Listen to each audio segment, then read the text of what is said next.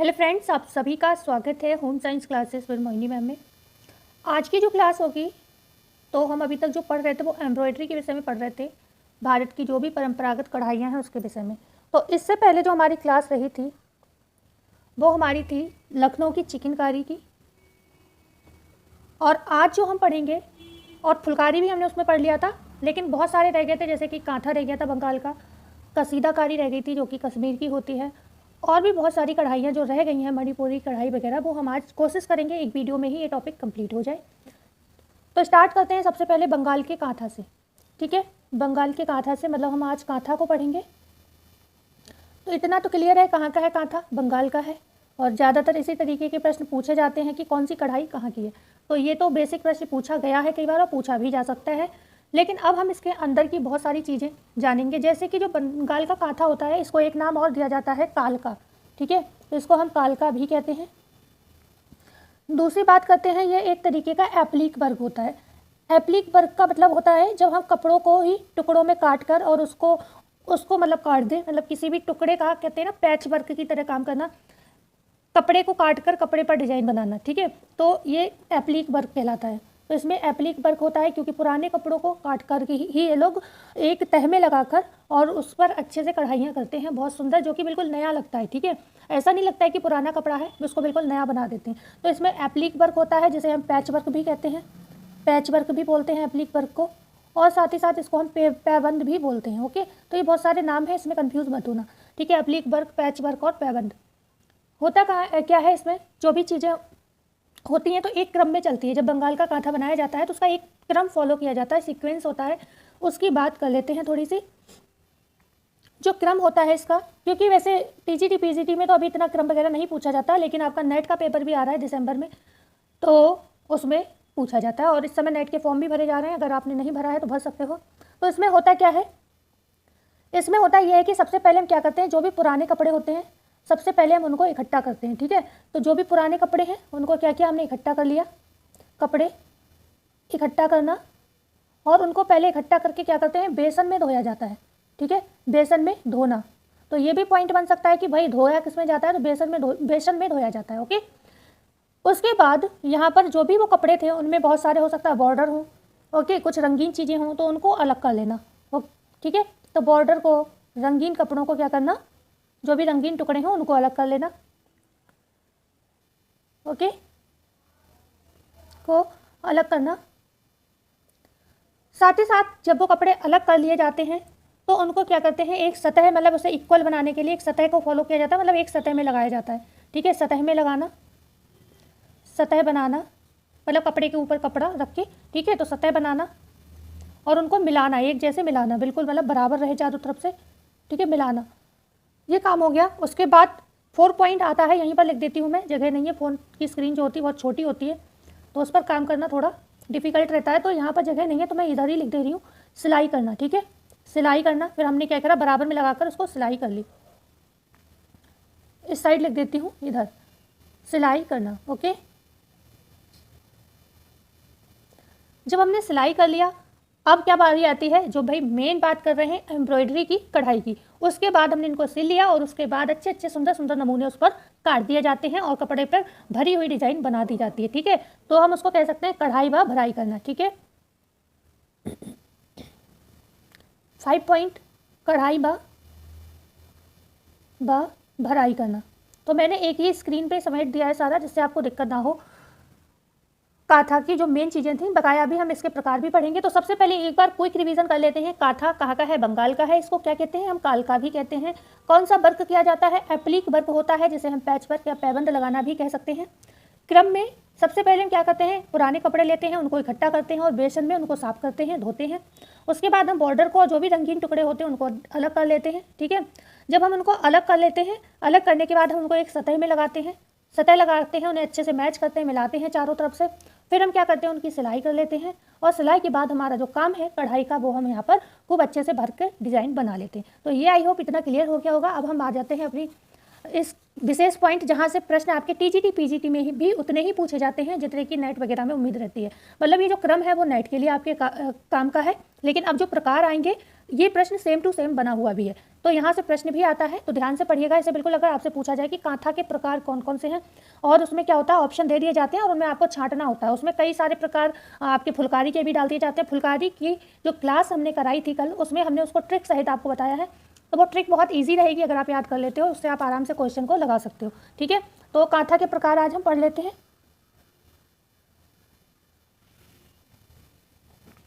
तो सबसे पहले जो कांथा का प्रकार आता है उसमें हम पढ़ेंगे लेप को। ठीक है, नंबर 1 लेप, लेप कांथा।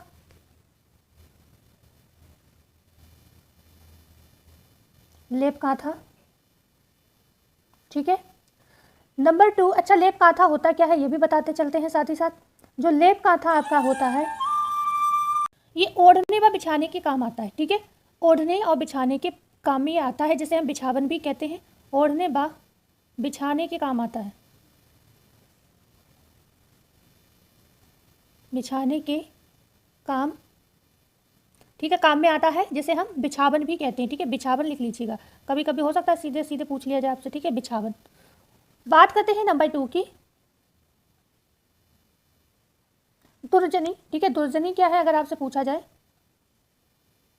दुर्जनी। तो दुर्जनी क्या होती है, थैलियाँ होती हैं। ठीक है, थैलियाँ होती हैं, क्या होती हैं, थैलियाँ। मतलब जो थैलियाँ बनती हैं कांथा से, उसको हम क्या कहते हैं, दुर्जनी कहते हैं, ऐसे आप समझ सकते हो। ओके, तीसरे पॉइंट की अगर हम बात करें तो एक होता है सूजनी। सूजनी, सूजनी में क्या होता है, चादर बनाई जाती हैं, और ये चादर जो होती हैं शुभ अवसर पर बिछाते हैं। मतलब सुजनी किसे कहते हैं, चादर को कहते हैं। किसको कहते हैं, चादर होती है। सुजनी क्या होती है पूछा जाए, चादर होती है। दुर्जनी क्या होती है, तो थैलियाँ होती हैं। लेप कांथा क्या होती है, तो जो हम बिछाने के काम में यूज़ करते हैं, जिसे ओढ़ भी सकते हैं, उसको हम लेप कांथा कहते हैं। तो चादर जो होती है क्या होती है, शुभ अवसर पर ये बिछाई जाने वाली चादर होती है। मतलब सुजनी जो चादर है वो भी ऐसी वैसी चादर नहीं है, इसे शुभ अवसर पर बिछाते हैं। क्यों, क्योंकि लेप कांथा जो हमने पढ़ा, लेप कांथा ये भी तो बिछाने के काम ही आ रही है, लेकिन ये नॉर्मल बिछावन है, और जो सुजनी है वो हम शुभ अवसर पर बिछाते हैं। जैसे हम लोग पूजा घर में अपने कुछ ना कुछ रखते हैं ना, आसन वगैरह, इस तरीके से आप समझ सकते हो। तो ये शुभ अवसर पर बिछाने के काम आता है। ठीक है, जो चादर होती है शुभ अवसर पर बिछाते हैं, अवसर पर बिछाते हैं। All clear. ठीक है, एक बार सभी लोग भाई नहीं आओ तो वीडियो को लाइक शेयर एंड सब्सक्राइब जरूर कर दीजिएगा। ज़्यादा से ज़्यादा शेयर करिए हमारे चैनल को, हमें सपोर्ट दीजिए अपना। ठीक है, क्योंकि ये जो चैनल होते हैं ना यूट्यूब वगैरह, यहाँ पर आपके सपोर्ट की बहुत आवश्यकता होती है, नहीं तो सारी मेहनत बेकार हो जाती है। हम कुछ भी नहीं कर सकते, हम कितनी भी मेहनत कर लें, लेकिन जब तक आप हमें सपोर्ट नहीं करेंगे हम कुछ नहीं कर सकते यहाँ पर। ठीक है, तो आरसी लता क्या होता है उसकी बात कर लेते हैं। तो आरसी लता जो होता है, ढकने का एक कवर होता है। कोई भी आपकी सामान है या कोई भी मतलब चीज़ है उसको आप ढकते हो, तो उसको हम कहते हैं ढकने का कवर होता है। ठीक है, ढकने के लिए होता है, मतलब एक कवर की तरह होता है। कवर होता है किस चीज़ के लिए, ढकने के लिए। अब इससे आप कुछ भी ढक सकते हो। ठीक है, अब इसमें आता है एक बेटन। बेटन क्या होता है अगर आपसे पूछा जाए, बेटन। नंबर 5 इधर लिख दूं, बेटन। ठीक है, बेटन क्या है अगर आपसे पूछा जाए, तो बेटन भी क्या है आपके सामान ढकने का है, लेकिन इससे हम बहुमूल्य चीज़ें ढकते हैं। ठीक है, इसीलिए मैंने यहाँ पर इस बात पर जोर दिया था कि जो आपका आरसी लता है ये क्या है, एक कवर ही है, मतलब इसको भी आप ढकने के लिए ही प्रयोग करते हो। लेकिन जो बेटन है ये भी ढकने के लिए प्रयोग होता है, लेकिन ये क्या होता है, बहुमूल्य चीज़ों को ढकता है। ठीक है, बहुमूल्य चीज़ें जब ढकी जाती हैं उसको हम बेटन कहते हैं। किसमें, कांथा के प्रकारों में। ओके ठीक है,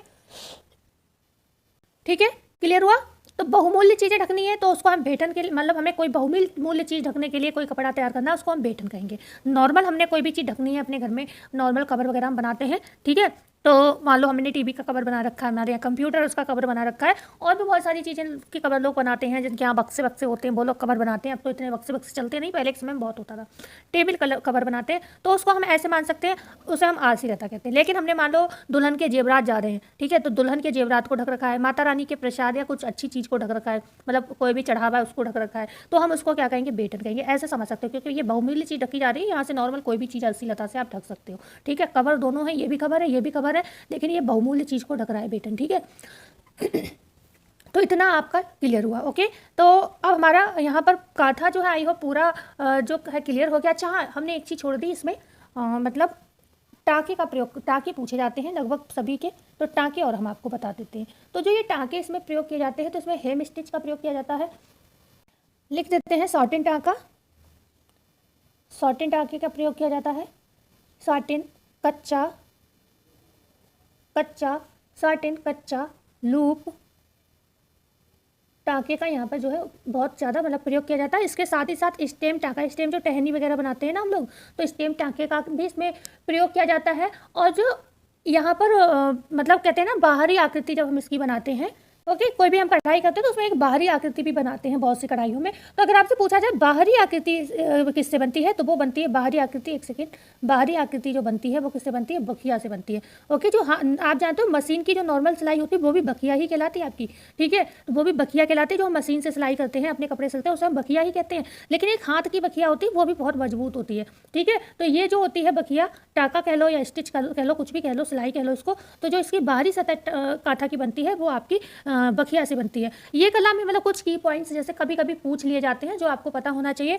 बड़े बड़े एग्जाम में, जैसे खासतौर से नेट का एक एग्जाम बड़ा एग्जाम माना जाता है, तो उनमें ऐसे प्रश्न बन जाते हैं। लेकिन कंपटीशन बढ़ाने के लिए पूछा जा सकता है कि इसके जो कढ़ाइयाँ होती हैं कढ़ाइयाँ जो होती हैं वो किस पर आधारित होती हैं, तो वो बहुत सारी कथानक मतलब कथाएँ वगैरह जो होती हैं, तो कथानकों पर, ठीक है, या कथा के जो नायक होते हैं उन पर, ठीक है, या कथानकों पर आधारित होती हैं, या जो पौराणिक प्लस पौराणिक कथाओं पर ये आधारित होता है, ठीक है।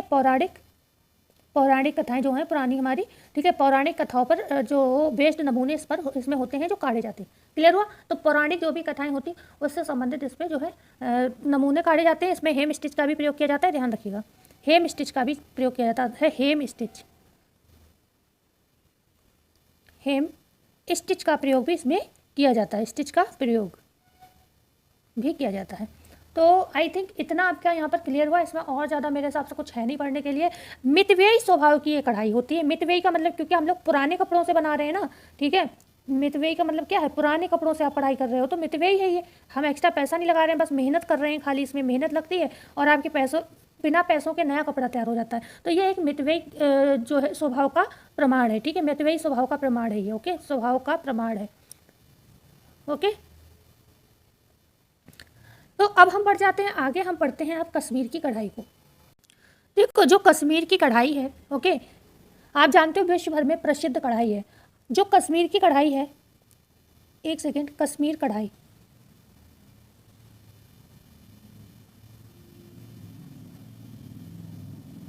कश्मीर की जो कढ़ाई है उसको हम कसीदाकारी कहते हैं। क्या कहते हैं? कसीदाकारी कहते हैं, कसीदाकारी कहते हैं। हालांकि इसके बहुत तरीके के वस्त्र बनते हैं इस कसीदाकारी से, जिसकी हम जिक्र आगे करेंगे। जो कश्मीर का ये कसीदाकारी है ये विकसित कैसे हुई, ठीक है, मतलब इसका जो प्रचार प्रसार हुआ वो किस वजह से हुआ, विदेशों तक कैसे प्रसिद्ध हो गई, तो इसका मेन कारण था निर्यात। इसको लोगों ने इसलिए ज़्यादा पहचाना क्योंकि कश्मीर के वस्त्रों को सर्वाधिक निर्यात किया जाता था, ठीक है, तो निर्यात के कारण इसकी प्रसिद्धि जो है विकसित हुई।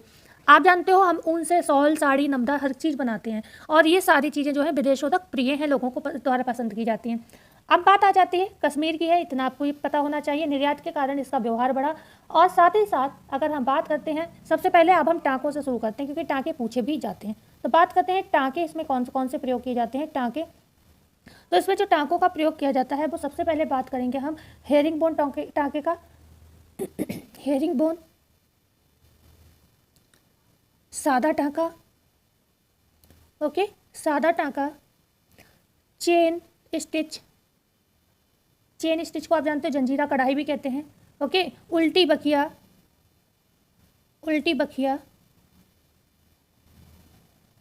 ओके, साटिन, फंदे, इन सभी का प्रयोग किया जाता है। मतलब ये नहीं कि कोई एक दो टाँके से बनाए जाते हैं, इसलिए कभी कभी ग्रुप में भी क्वेश्चन पूछ लिया जाता है कोड में कि आप कश्मीर के टाँके बताइए। अभी इतने टाँके हैं, किसी में कोई टाँका प्रयोग होता है, किसी में कोई टाँका प्रयोग होता है, तो आपको ये कन्फ्यूजिंग हो जाता है।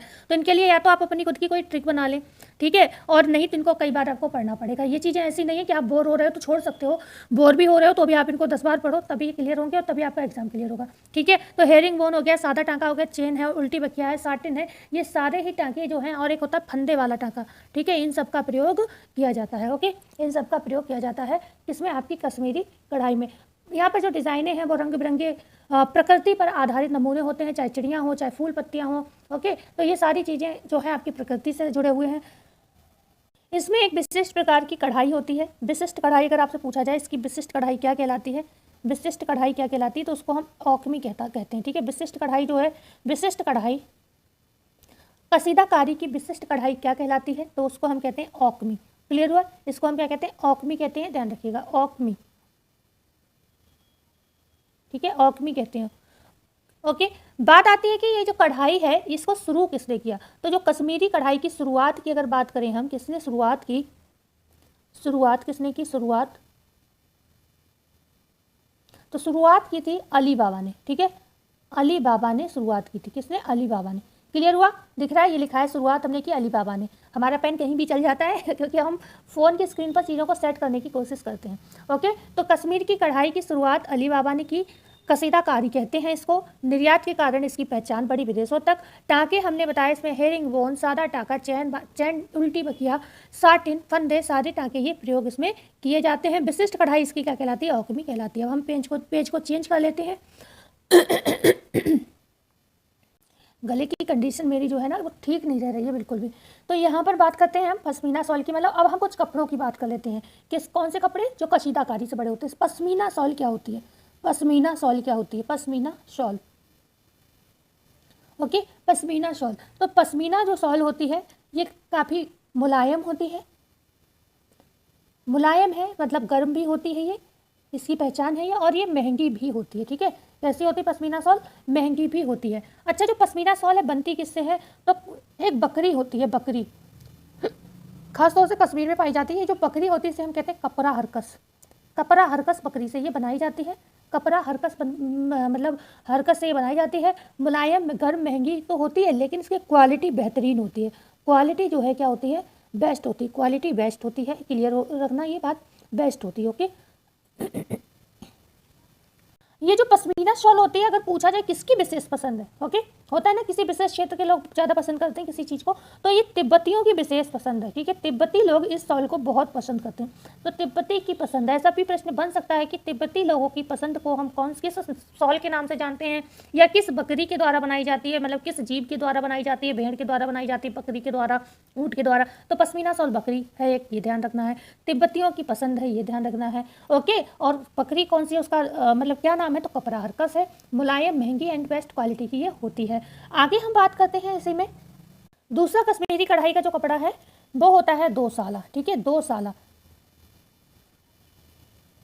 ठीक है, दो शाला की बात करते हैं। दो शाला क्या है जान लेते हैं। जब हम दो सॉल को जोड़कर, भाई नाम से ही पता चल रहा है, क्या करते हैं, दो सॉल को जोड़कर, सॉल को जोड़कर बनाते हैं। ठीक है, जब हम दो सॉल को जोड़कर बनाते हैं तो उसको हम क्या कहते हैं, दो साला कहते हैं। मतलब आप समझ रहे हो, एक कपड़ा ये है सिंगल, ठीक है, एक कपड़ा ये था, अब हमने दूसरा कपड़ा कौन सा रख दिया, इसी के ऊपर ये वाला रख दिया। मतलब ये थोड़ा अलग अलग हो गया, लेकिन वैसे ही क्या है, मतलब पूरा जुड़ा हुआ होता। और ये क्या है, किनारे से जोड़ दिया जाता बिल्कुल। ठीक है, तो ये क्या होता है, इसे हम दो साला कहेंगे। मतलब दो कपड़े, कई सॉल आप होते होंगे, आप देखना उनको दोनों तरफ से पकड़ना, उठाना, तो जो खुले हुए से, मतलब किनारी नहीं खुली हुई, अगर आप यहाँ से बीच से पकड़ के उनको पकड़ोगे, इधर से भी पकड़ो और दोनों तरफ से पकड़ो, मतलब तो आपको वो कपड़े अलग अलग दिखाई देंगे। मतलब उनके किनारे सिले होंगे और वैसे वो कपड़े अलग अलग होंगे। ठीक है, तो उसे हम कहते हैं दो साला सॉल। आप देखना आपके घर में जरूर अगर कोई अच्छी क्वालिटी की सॉल होगी तो जरूर इस मतलब दो साला की बनी हुई होगी। ठीक है, तो उसमें क्या है, दो कपड़ों को जोड़कर बनाई जाती है, इसलिए गर्म बहुत होता है। आप देखते हो जब हम दो कपड़े ओढ़ लेते हैं, जैसे चादर है, नॉर्मल ठंड होती है, तो हम क्या करते हैं, हमें जब थोड़ी ज़्यादा ठंड लगती है, रात में हमने ब्लैंकेट वगैरह नहीं निकाल रखे होते, तो चादर को डबल कर लेते हैं। तो डबल होने से क्या है, गर्मी पैदा ज़्यादा होती है। तो ये सॉल जब डबल हो जाती है काफ़ी गर्म हो जाती है। ठीक है, तो यहाँ पर दो सॉल को जब हम जोड़कर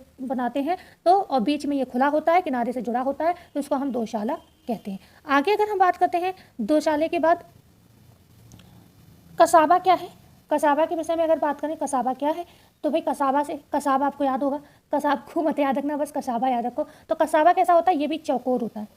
ठीक है, चौकोर होता है कसाबा। जो सॉल होती है कैसी होती है, चौकोर होती है।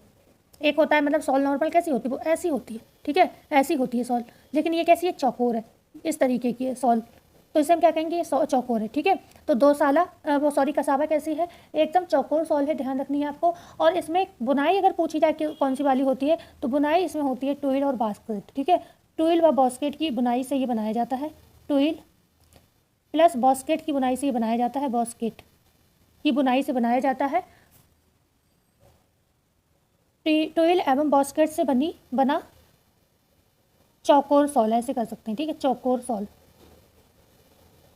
या कपड़ा, कुछ भी कह सकते हो आप उसको, होता है। ओके, कहाँ की पसंद है, अब ये पूछा जाए भाई ये कहाँ की पसंद है, तो अभी हमने जैसे पश्मीना बताया था, तिब्बती लोग पसंद करते हैं। तो कसाबा कौन पसंद करते हैं, तो कसाबा जो है ये यूरोपीय लोग पसंद करते हैं, यूरोपीय देश के लोगों की पसंद है, यूरोपीय।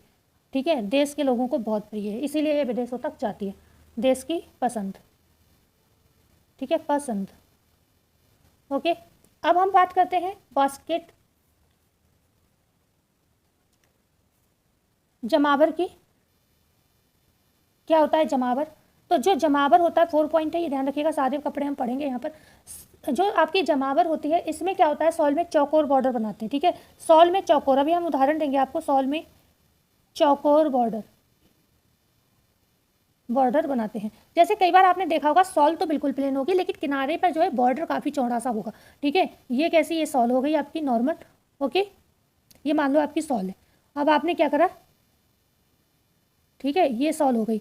अब ये शेष जो आपको ये दिख रहा है, ये क्या है, बॉर्डर है। ये क्या है, ये बॉर्डर है आपका, ठीक है। तो ये सॉल इस तरीके की होती है। मान लो ये पूरी सॉल है और ये क्या था, ये बॉर्डर है, ठीक है। तो ये क्या है, मतलब अलग ही दिखेगी नहीं सॉल।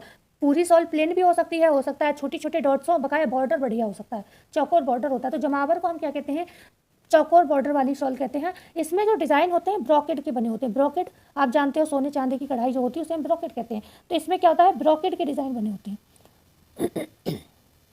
ब्रोकेड के डिज़ाइन बने होते हैं, डिज़ाइन बने होते हैं। क्लियर हुआ? तो इसमें डिज़ाइन जो बनते हैं ब्रोकेड, मतलब सोने चांदी के डिज़ाइन, आप ऐसे भी मान सकते हो। इस जमावर को मड़की सॉल भी कहते हैं। क्या कहते हैं इसको, जमावर को मड़की सॉल भी कहते हैं। इसे मड़ की सॉल भी कहते हैं, कि सॉल भी कहते हैं, सॉल भी कहते हैं। ओके, मड़ की सॉल भी इसको हम कहते हैं। क्लियर हुआ इतना सा? ओके, आगे हम बात करते हैं दो रुखा की। दो रुखा एक टाँका होता है, बस इतना याद रखना है आपको। ओके, एक वस्त्र होता है दो रुखा। दो रुखा वस्त्र इसलिए कहा जाता है क्योंकि दो रुखा टाँके का प्रयोग इसमें होता है। दो रुखा एक टाँका होता है, ठीक है। तो इसमें क्या होता है, दो रुखा टाँके का यूज़ होता है, इसलिए इसको दो रुखा कहते हैं। मतलब जो टाँका उल्टा और सीधा एक दोनों तरफ से एक जैसा दिखे, दो रुखा, दो रुख, दोनों रुख। दो रुखा से मतलब समझ में आ रहा है, दो रुखा मतलब दोनों तरफ एक जैसा रुख, ठीक है। उल्टा कपड़ा कर लो, सीधा कर लो, एक जैसा दिखेगा, ठीक है। तो दो रुखा टाँका का प्रयोग होता है, टाँके का प्रयोग, ठीक है। मतलब वही बात है, अभी हम दोबारा से इसको नोट कर देते हैं। उल्टा प्लस सीधा कपड़ा एक जैसा दिखेगा, या टाँका जो है एक जैसा दिखेगा। उल्टा सीधा दोनों तरफ एक जैसा दिखेगा, एक जैसा दिखेगा। क्लियर हुआ? अब हम बात करते हैं गब्बा फिरन की। फिरन, ठीक है। गब्बा फिरन क्या होता है, ये एक ऐसा वस्त्र होता है जो कश्मीर की महिला प्लस पुरुष दोनों पहनते हैं, ठीक है। महिला प्लस पुरुष दोनों पहनते हैं। आपने देखा भी होगा, अगर आप उस क्षेत्र से जुड़े होंगे, या मतलब आपने मूवीज़ वगैरह में देखा होगा जहाँ पर ठंडे माहौल में लेडीज़ रहती हैं या जेंट्स रहते हैं, काम करते हैं, या कश्मीरी कोई मूवी हो उसमें देखना, वो लोग ऐसा कपड़ा पहने होते हैं जो ऊपर से नीचे तक ढके हुए होता है, बिल्कुल, ठीक है। जैसे हम लोगों के यहाँ गाउन होते हैं इस तरीके से, लेकिन ये गर्म होता है, ऊपर से नीचे तक ढका हुआ होता है, तो उसी को हम फिरन कहते हैं, गब्बा फिरन, ठीक है। तो ये एक कश्मीरी कपड़ा है जो महिला पुरुष दोनों पहनते हैं। जो कालीन बनाए जाते हैं, नंबर 7 कालीन की बात कर लें, तो कालीन जो होते हैं, ध्यान रखिएगा, निम्न कोटि के ऊन से बनाए जाते हैं, ठीक है। निम्न कोटि की ऊन से बनते हैं, ठीक है, कोटि के ऊन से बनते हैं, उन्हें हम कालीन कहते हैं। तो ये आपकी थी कश्मीरी कढ़ाई। हमने इसमें दोशाला की बात की, दो सॉलों को जोड़कर बनाते हैं तो उसे हम दोशाला कहते हैं। हमने कसाबा की बात की, हमने पश्मीना की बात की, जमावर, दो रुखा, सब की बात हमने की यहाँ पर। अब हम आ जाते हैं अपने नेक्स्ट पॉइंट पर। बात करेंगे मणिपुरी कढ़ाई की, मतलब अब तीसरी कढ़ाई हम पढ़ेंगे। हमने कौन कौन सी पढ़ ली, हमने बंगाल का कांथा पढ़ लिया, हमने कश्मीर का कसीदा पढ़ लिया, अब हम मणिपुरी कढ़ाई।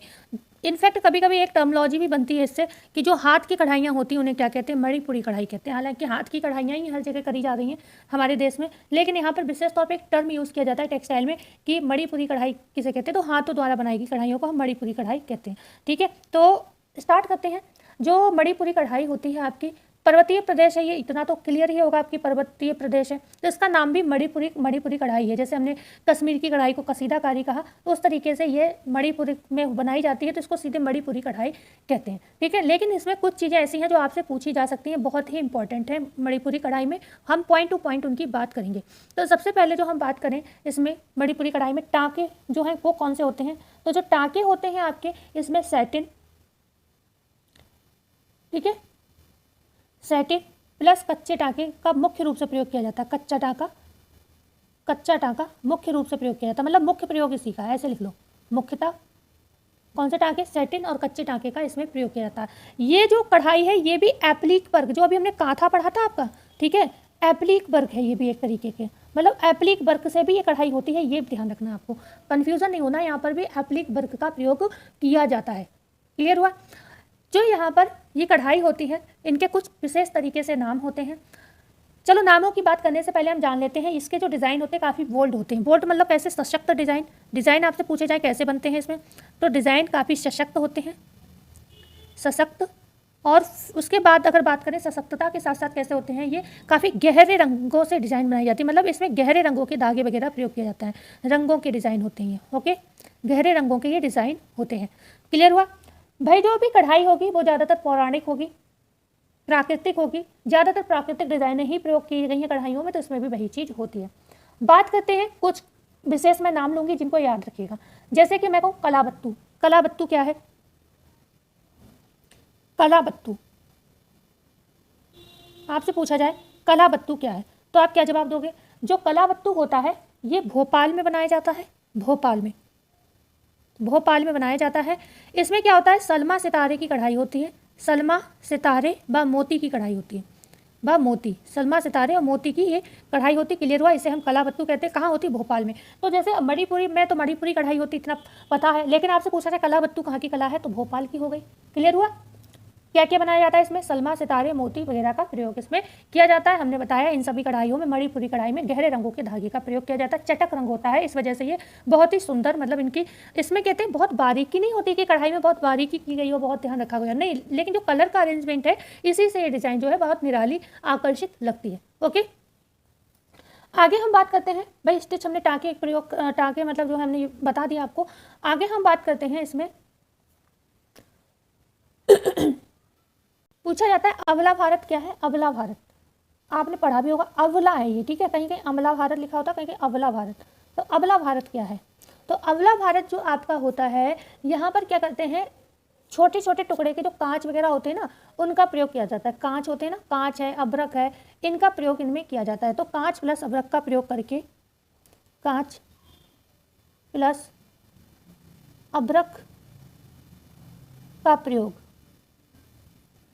कांच प्लस अबरक का प्रयोग करके टाँका, ध्यान रखिएगा इसमें कौन सा प्रयोग करते हैं, काज टाँका। जो आपका बटन वगैरह बनता है ना, बटन के लिए जो हम काज बनाते हैं, तो कांच टाँके का प्रयोग किया जाता है। काज जब हम बनाते हैं, बटन लगाते हैं, तो उसमें हम क्या करते हैं, काज से कपड़ा के धागे ना निकले तो एक कढ़ाई, मतलब कढ़ाई जैसी कर देते हैं, तो वही काज टाँके का यहाँ पर प्रयोग किया जाता है। तो कांच अबरक का प्रयोग करके काज टाँके को बनाते हैं, ठीक है, उसी को हम अबला भारत यहाँ पर कहते हैं। ठीक है, क्या कहते हैं हम उसको, काज टाँके का जब प्रयोग करके, शीशे मतलब कांच और अबरक का यहाँ पर प्रयोग करके जब हम डिजाइन बनाते हैं उसे हम अबला भारत कहते हैं। ठीक है, क्लियर हुआ।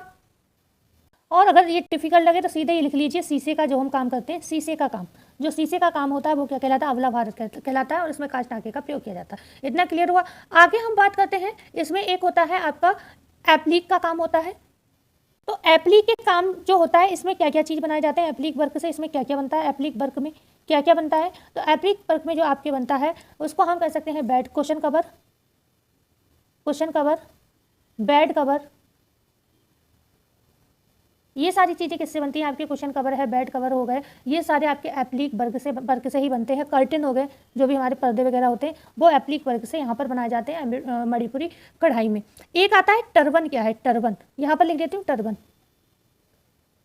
कंफ्यूज मत होना, ये टर्बन अलग है, इसमें नहीं है टर्बन की मतलब इसी में जोड़ दो, इसके आगे लिखा है। ठीक है, ये तो काज टाँके का प्रयोग अबला भारत में हो रहा है, शीशे का काम होता है, वो अलग चीज़ है। टर्बन क्या होता है अगर आपसे पूछा जाए, तो टर्बन जो होता है श्वेत मलमल के कपड़े, श्वेत मलमल जानते हो, सफ़ेद मलमल के वस्त्र पर जब कढ़ाई की जाए वस्त्र पर, जब कढ़ाई की जाए तो वो टर्बन कहलाता है। श्वेत मलमल के वस्त्र पर कढ़ाई जो होती है वो टर्बन कहलाती है, ठीक है, टर्बन कहलाती है। क्लियर हुआ? श्वेत मलमल मतलब श्वेत मतलब सफ़ेद मलमल का कपड़ा है, आप उस पर क्या हो रहा है, आपके कढ़ाई हो रही है। कहाँ? मणिपुर में, तो उसको मणिपुर में, तो हम उसको टर्बन कहते हैं। ये जो होता है टर्बन, ये काफ़ी वैभवशाली माना जाता है, वैभवशाली होता है, ठीक है, और ये काफ़ी सुंदर होता है, वैभवशाली व सुंदर होता है। क्लियर हुआ टर्बन के विषय में? एक टर्म आती है इसी में अकोबी, मैं यहीं पर समेटने की कोशिश कर रही हूँ, एक पेज पर ये खत्म हो जाएगी। अकोबी क्या है? अकोबी ये भी आपकी, जैसे आकमी हमने अभी कश्मीरी कढ़ाई में पढ़ा, तो ये कन्फ्यूजन मत करिएगा। औकमी कश्मीरी कढ़ाई में, अकोबी किसमें है? आपके मणिपुरी कढ़ाई में। तो जो अकोबी आपका है, यहाँ पर क्या होता है, गोलाकार नमूने बनाए जाते हैं। तो कैसे नमूने बनते हैं? गोलाकार नमूने होते हैं। खासतौर से कौन से धागे, मैं बोल दे रही हूँ, लिख लीजिएगा। जो धागे होते हैं वो कौन से प्रयोग किए जाते हैं इसमें? लाल एवं काला, मुख्य 2 ही प्रयोग किए जाते हैं। वैसे तो आपका मन है भाई कितने भी लगा लो, लेकिन अगर आपसे विशेष तौर पर पूछा जाए तो लाल एवं काले 2 ही धागे का प्रयोग करके गोलाकार डिजाइन बनती है मणिपुरी कढ़ाई में, जिसे हम अकोबी कहते हैं। ओके, क्लियर हुआ? तो ये आज कुछ चीज़ें इससे संबंधित थी। थोड़ी थोड़ी हम बात करेंगे और कढ़ाइयों की, जिससे ज़्यादा प्रश्न नहीं बनते हैं। सिर्फ ये पूछा जाता है कि कौन सी कढ़ाई कहाँ की है, थोड़ा सा वो हम जानेंगे। बकाया अगर हमें कोई इंपॉर्टेंट पॉइंट याद आया तो वो हम आपको यहाँ पर बता देंगे। अब बात कर लेते हैं कसूती कढ़ाई कर्नाटक की, ठीक है। कसूती कर्नाटक की कढ़ाई होती है। कसूती की कहाँ की है? ये कर्नाटक की है। इसमें अगर हम बात करते हैं टाँके का कौन कौन सा प्रयोग किया जाता है, कौन कौन से टाँका प्रयोग किया जाता है, तो टाँका जो होता है इसमें सीधा, क्रॉस, ठीक है, सीधा, क्रॉस, जिगजैग व गाबंती टाँके का प्रयोग करते हैं। जिगजैग व गाबंती, जो इंपॉर्टेंट चीज़ें हैं बस उतनी ही जानेंगे। गाबंती टाँके का यहाँ प्रयोग करते हैं, टाँके का प्रयोग, ठीक है, करते हैं। जो नमूने होते हैं, नमूने आपसे पूछे जाए किसके बनते हैं नमूने, इसमें डिज़ाइन किससे बनते हैं, तो आपके ये धार्मिक प्रसंगों, ये प्रश्न बना हुआ है, ये भी बना हुआ है, और ये तो कई बार बनाया कि कसूती कढ़ाई कहाँ की है, ठीक है, कर्नाटक की है, ठीक है। तो इसमें जो प्रसंग होते हैं तो धार्मिक प्रसंग तथा स्थानीय वास्तुशिल्प पर ये आधारित होते हैं, व स्थानीय वास्तुशिल्प पर ये आधारित होती है, वास्तुशिल्प पर आधारित होती है, आधारित कला है, ठीक है। यहाँ पर जो है कसूती जो होती है, इसमें क्या होता है, ये जो 2 सूती वस्त्र होता है ना, मैटी क्लॉथ जिसे बोलते हैं, उस पर सूती धागे से ये कढ़ाई की जाती है, इसीलिए कसूती कहते हैं। देखो, का से कर मतलब हमारे हाथ, सूती मतलब सूती धागों का प्रयोग करके ये कढ़ाई की जाती है। क्लियर हुआ? ठीक है। का से क्या हो गया, सॉरी, कसूती में जो 2 शब्द हैं, एक होता है कर और दूसरा होता है सूती। तो कर मतलब आपके हाथ हो गए, सूती मतलब आपका धागा हो गया। कौन सा? सूती धागे का प्रयोग करके ये कढ़ाई की जाती है, ठीक है। क्योंकि क्लास जो है बहुत ज़्यादा लंबी हम नहीं करना चाह रहे हैं, क्योंकि लंबी क्लास आप देखते नहीं हो। यहाँ पर एक चीज़ और है जो कि हमने आपको किसमें बताई थी, आपको बताई थी फुलकारी में, कि डिज़ाइन को ट्रेस नहीं किया जाता। डिज़ाइन ट्रेस करने का मतलब है छापना, ठीक है, कि छापा और फिर हमने कढ़ाई की, ऐसा नहीं किया जाता, डायरेक्ट कढ़ाई की जाती है इसमें। सेम चीज़ इसमें भी होती है फुलकारी की तरह। जैसे फुलकारी में हम क्या करें, डायरेक्ट कढ़ाई करते हैं, ऐसे इसमें भी क्या करते हैं, नमूना छापा नहीं जाता, छापा नहीं जाता, डायरेक्ट काढ़ा जाता है, छापा नहीं जाता। तो इतना ही लिख लोगे तो आपको याद रहेगा, मतलब डिजाइन को ट्रेस नहीं किया जाता, ओके, नमूना छापा नहीं जाता इसमें।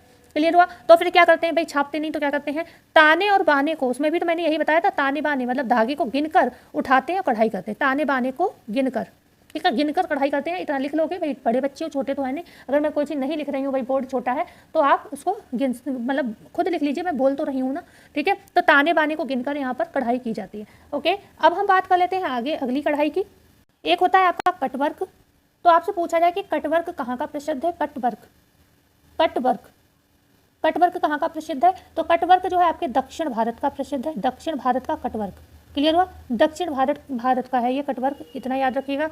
जो ये दक्षिण भारत की कढ़ाई है उसे हम कटवर्क कढ़ाई कहते हैं। यहाँ पर क्या होता है, कटवर्क से आपके मेज पोस, ठीक है, मेज पोस, नैपकिन, पलंग पोस और टेबल मैटीज जो होते हैं वो बनाए जाते हैं। टेबल मैटीज को बनाए जाते हैं, ठीक है, मतलब काढ़ा जाता है, ऐसे भी आप मतलब इसको मान सकते हो, ठीक है। यहाँ पर भी जो डिज़ाइन होती है सूक्ष्म व कोमल डिज़ाइन होती है। डिज़ाइन कैसी होती है, डिज़ाइन कैसी होती है, कोमल व सूक्ष्म होती है, कोमल व सूक्ष्म। बस इतना याद रखो, इसमें ज़्यादा कुछ नहीं है, किताब में भी नहीं है, तो मैं आपको क्या बताऊँ। इसके बाद आ जाता है आपका छंबे का रूमाल, ओके, छंबे का रूमाल, छंबा रूमाल आप कह सकते हो। आई थिंक ये हम 5वीं कढ़ाई पढ़ने जा रहे हैं या 6ठी कढ़ाई, सॉरी, चंबे के रूमाल। चंबे के रूमाल क्या होता है, कहाँ का प्रसिद्ध है भाई, ये भी प्रश्न बहुत पूछा जाता है। चंबे का रूमाल, तो इस तरीके का एक रूमाल होता है, ना तो ये थोड़ा बड़ा होता है, ना तो ये आप कह सकते हो कि रूमाल की तरह छोटा होता है, ना आप ये कह सकते हो ये मतलब सॉल की तरह होता है, मतलब बड़ा होता है। ऐसा भी नहीं, बड़ा भी नहीं होता है और ये बहुत छोटा भी नहीं होता, लेकिन हम इसको चंबे का रूमाल कहते हैं। तो चंबे का रूमाल कहीं कहीं पंजाब का माना गया है और कहीं कहीं माना गया है हिमाचल प्रदेश का। ठीक है, तो यहाँ पर हमारी बुक में ये पंजाब का दिया हुआ है। भाई पढ़ते रहते हैं तो हमने कई जगह हिमाचल प्रदेश भी पढ़ा है, तो आपकी बुक में क्या दिया है ये देख लीजिएगा। हमारे में तो ये पंजाब का दिया हुआ है। ठीक है, पंजाब कहाँ की कला है, ये पंजाब की कला है। जो ये कढ़ाई है ये टसर सिल्क, ठीक है, टसर सिल्क तथा सूती धागों से की जाती है, धागों से की जाती है।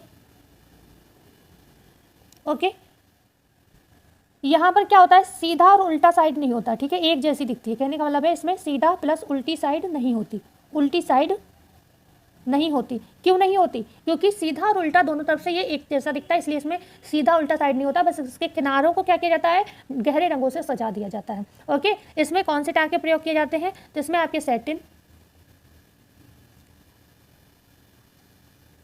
ठीक है, सैटिन टाँके जो है इसमें बनाए जाते हैं। दोहरी सैटिन टाँके या सैटिन टाँके का यहाँ पर प्रयोग किया जाता है। दोहरा सैटिन टाँका भी होता है, एक ध्यान रखिएगा, दोहरा सैटिन टाँके का प्रयोग किया जाता है। ओके, तो ये हुई आपकी चंबे रूमाल की बात। आगे हम बात करते हैं, वैसे कहीं कहीं जरी की कढ़ाई आपको ब्रोकेट भी कहते हैं। ठीक है, जरी की कढ़ाई कहाँ की है, ये बनारस की है। ओके, बनारस के बाद मुर्शिदाबाद, बाद सूरत में भी की जाती है।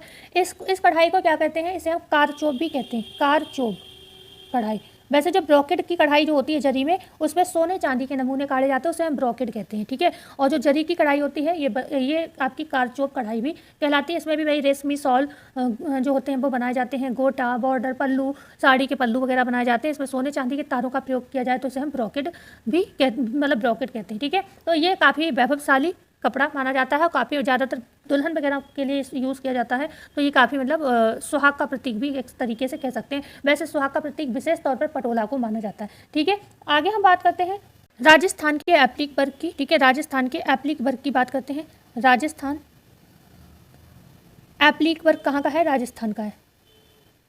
अब कहने को तो जो हमने बंगाल का काथा पढ़ा उसमें भी एप्लिक वर्क का प्रयोग हो रहा था, मणिपुरी कढ़ाई में भी हमने कहा कि एप्लिक वर्क का प्रयोग होता है, लेकिन हम बंगाल की कढ़ाई को काथा कढ़ाई कहते हैं, ये ध्यान रखना है। आपसे स्पेशली ये पूछा जाए कि एप्लिक वर्क कहाँ का है, तो आप ये नहीं कहोगे बंगाल का काथा, तब आप कहोगे ये राजस्थान का है। ठीक है, तो ये एप्लिक वर्क कहाँ का है, राजस्थान का है। और यहाँ यही जब एप्लिक वर्क कहाँ, काठियावाड़ में किया जाता है।